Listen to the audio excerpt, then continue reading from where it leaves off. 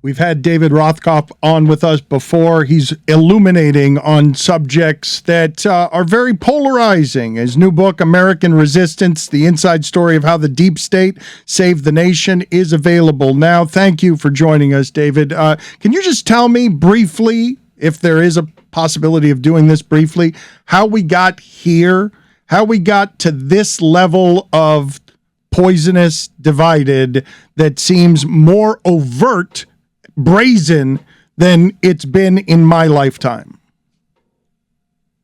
I think there's a definition of how one goes bankrupt that is gradually at first and then all of a sudden. And, I think this has gone on for a long, long time. There's always been poisonous elements to American politics back to the very, very beginning. But somehow in the past few years, the worst among us have been given permission to be the worst. And in fact, we have an entire political party at this point that embraces that and is thriving on it. It's their red meat. It's let's talk about hate. Let's be racist. Let's be misogynist. Let's go after LGBTQ people. Let's prop up Vladimir Putin. And somehow it works because there are a lot of angry people out there. What's the dumbest of it? What's the most craven? What's the stuff that even after a lifetime in politics, you are not allowed to be numb to because you can't believe it's happening? I think a lot of it at this point, it's impossible for me to imagine how the United States of America could elect a serial sex offender, fraudster, who's clearly got allegiances to another country, has no experience in government, the first person in American history to be elected president with no public service experience. And that happened, in 2016. And every year since then, there's been something else, and now we're here and it's like, well, yeah, this guy stole a bunch of national secrets about advanced weapons programs, kept them in his basement, and is, actively promoting hate of every form. And the big lie tied to the coup attempt that took place is actually getting stronger. There are now 300 people on the ballot next week who support the big lie. And, at every moment where I'm absolutely convinced that it's got to be too far, it's got to be the end, it gets stronger, and nobody's denouncing it. In fact, the next round of leaders of the Republican Party, they're embracing it too. DeSantis and Carrie Lake and Mastriano and all these other people who are saying, yeah, well, sure, anti-Semitism, what's wrong with that? Racism, who cares? Women, they shouldn't have rights. And yet, look at the polls. They could do pretty well next week. How does that win? I think it wins because, first of all, there are a lot of people that are angry. And secondly, there are a lot of people that are racists and misogynists who feel like they've been looked down upon their whole life for being lousy people. And all of a sudden, out comes politicians who say, hey, you have permission, go for it.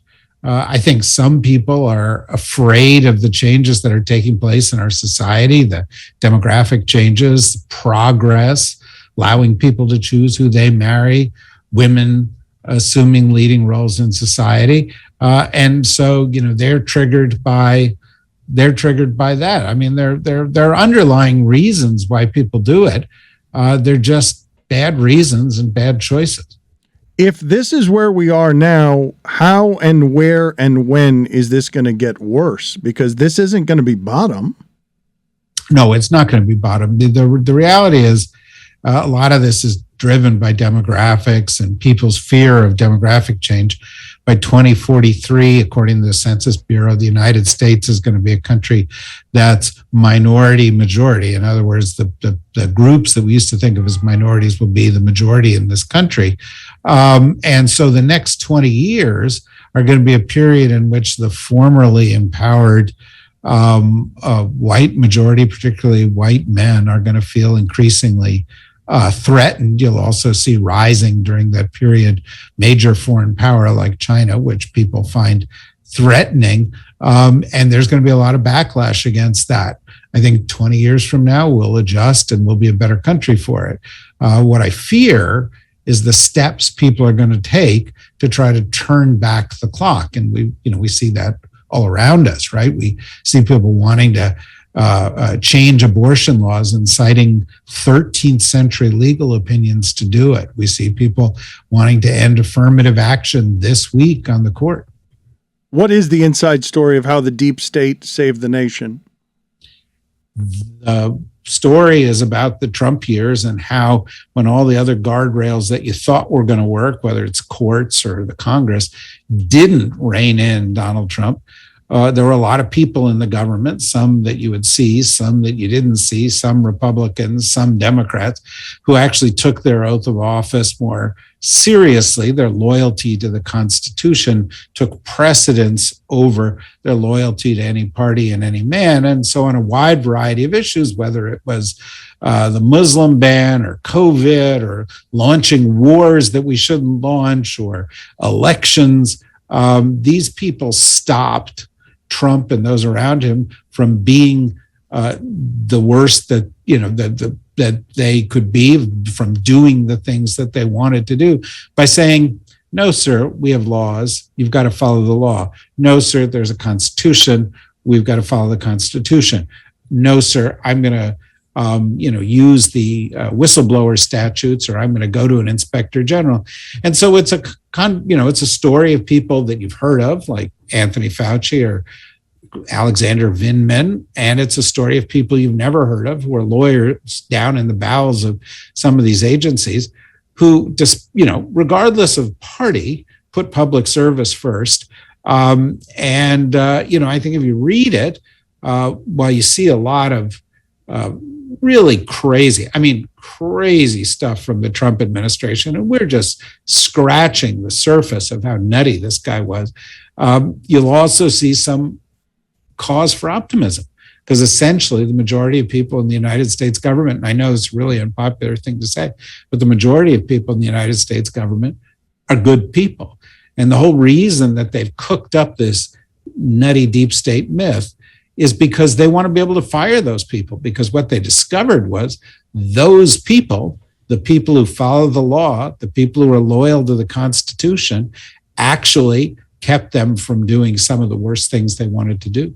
We can't be just scratching the surface on how nutty that president was. You have to. We can't be just scratching the surface. Oh yeah. Did you hear about the time that he wanted to launch missiles at Mexico to stop caravans that didn't exist?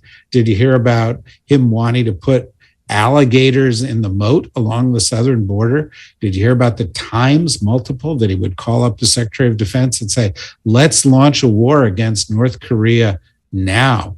Did you hear about the time that he wanted to put the 101st Airborne Division into the streets of American cities in order to show force against rioters, or pull out of all of our global alliances, or support some of our enemies overseas? This was happening all the time. And you watched on TV, right? He said, "Hey, why don't you shoot some of that Clorox into your veins?" I mean, when you got a guy who's going there, you got to believe he's going to a lot of other crazy places too. You're a professor of international relations, a political scientist, a journalist. You host Deep State Radio. If I'd come up to you and 6 years ago said that this was all possible, you could see the seeds of it if you fertilize it just right, you would have said no way, right? You would have said none of this is possible. Yeah, what is that's what we're leading up to here, is that I have no credibility. Yeah, no. I didn't think it was possible. I got on television. I said, "Oh, Hillary Clinton's going to win." I didn't think the American people could fall to this level. I didn't think our system was that screwed up. But having said that, now that we've seen it happen, we should have known, right? Because this has happened in other places before. Fascism has risen before. Now, finally, we're not looking at it like, oh, politics as usual has sort of jumped the rails. What we're looking at it is, this is not politics as usual. This is a move towards authoritarianism and towards fascism. And we can't look at it in the context of, how did the Republicans behave 30 years ago? You have to look at it in the context of, what did really, really bad guys who led fascist movements do to delude, deceive their countries, take them over and kill their democracies? And if you look at it in that light, then you see the warning signs for a long time. And fortunately, we're starting to see we're starting to acknowledge how serious this threat is. And you don't think it's too late? I don't think it's too late, because I do think the majority of American people are sensible and good. I think the majority of American people want to preserve democracy. They want to preserve fundamental rights that people have. They want to protect our environment. They think old people should have secure retirements, and they should get health care. They think the Congress should work to provide oversight over the executive branch, and they think that the Justice Department should punish people who break the law. And so long as the majority of the American people believe that, ultimately, I think they will triumph. But I got to tell you, I expect it's going to be rough sledding for the next few years. Did the Republicans make a strategic error on Roe versus Wade?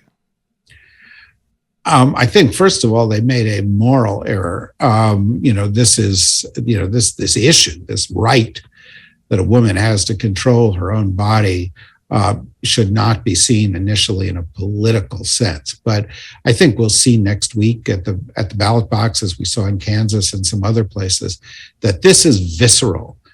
This is a threat to women that is a gravity that we haven't seen before. And as Clarence Thomas said in the Dobbs decision that took away Roe v. Wade, they're coming next for your ability to marry who you want to marry. They're coming next for contraception.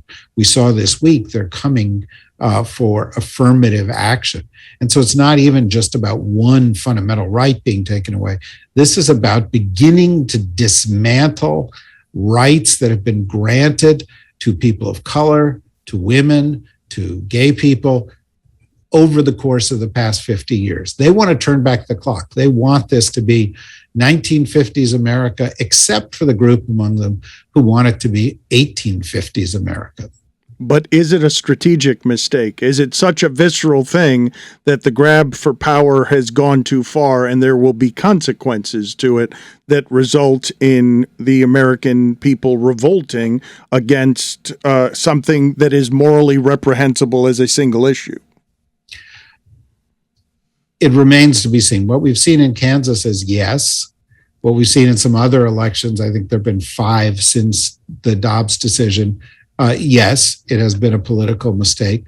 We'll see if people pay a price for it next week. There's some competing polling data out there.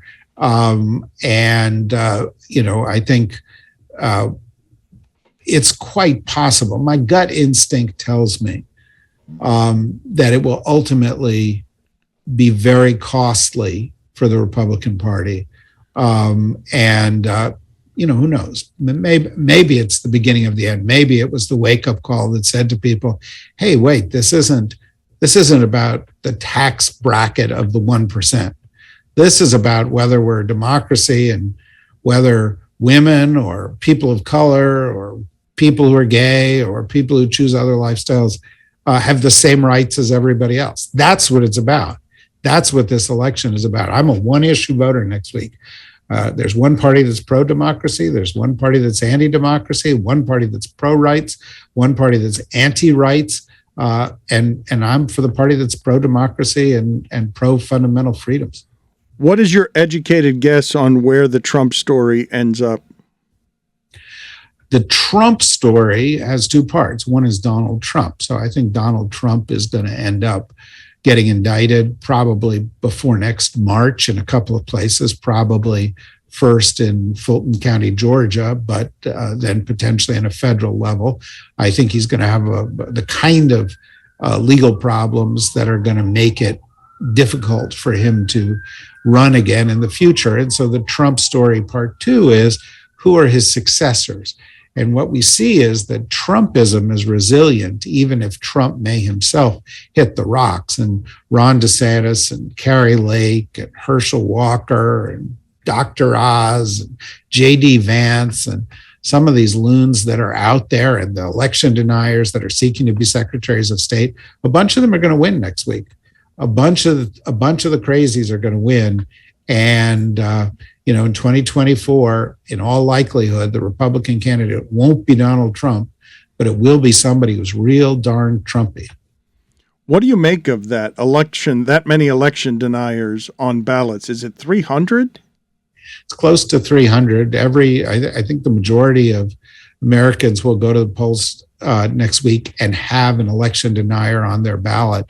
I think it's very disturbing because there is no evidence of election fraud. Not a little, not some conspiracy theories that have a little truth to them.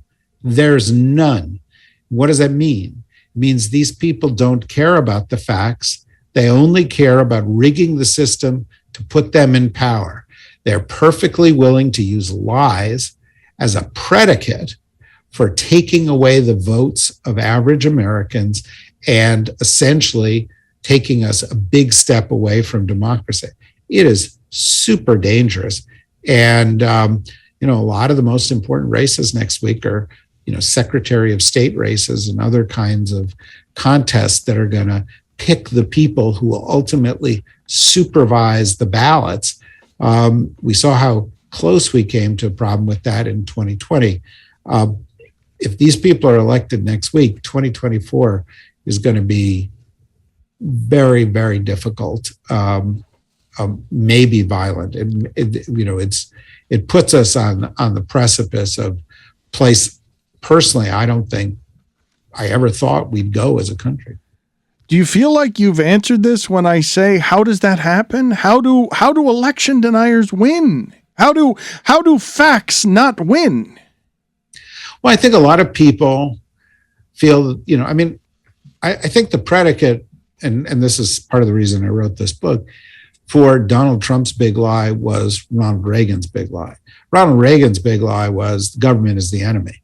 And when you start telling people that the government is the enemy, it allows you to do a lot of things. One is it allows you to say, well, the government doesn't tell me the truth.